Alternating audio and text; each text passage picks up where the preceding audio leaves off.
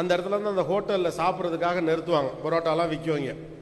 எல்லாரும் பார்த்து நான் பஸ்ஸில் ஏறி உட்கார்றப்ப பார்த்தா பூரா பேர் சாஞ்சு படுத்துருக்காங்க. எனக்கு மட்டும் இந்த சேர் நேராக இருக்குது. என்னடா அது நேராக இருக்குது? நானும் எல்லா பக்கமும் கையை நீட்டி பார்க்குறேன்.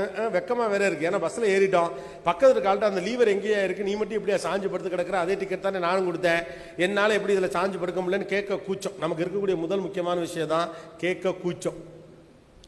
எல்லாம் பண்ணி பூரா பேரும் தூங்கிட்டான். விக்கிரவாண்டி வர்றதுக்கே 4-5 மணி நேரம் ஆகிப்போச்சு. 5-6 அப்போலாம் அவ்வளோ நேரம் ஆகும்.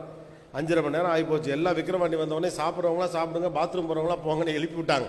அப்போ தான் பார்த்தேன், பக்கத்தில் இருக்க ஒரு சைடில் ஒரு கம்பி இருந்துச்சு, அதை பிடிச்சி இழுத்தாரு, சீட்டு நிமிந்துச்சு.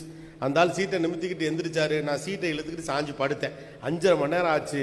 அந்த லீவர் எங்கன்னு கேட்டிருந்தா எப்பயோ நான் தூங்கியிருக்கலாம். நம்ம வாழ்க்கையில் மொதல் விஷயம், ஒரு விஷயம் கேட்கணும்னு நினச்சிங்கன்னா எதுக்கும் தயங்காதீங்க. எவன் தப்பா நினைப்பான்னு யோசிக்காதீங்க. நம்முடைய தேவை நமக்கு முக்கியம். பயப்படாமல் கேளுங்கள். தப்பானாலும் பரவாயில்ல.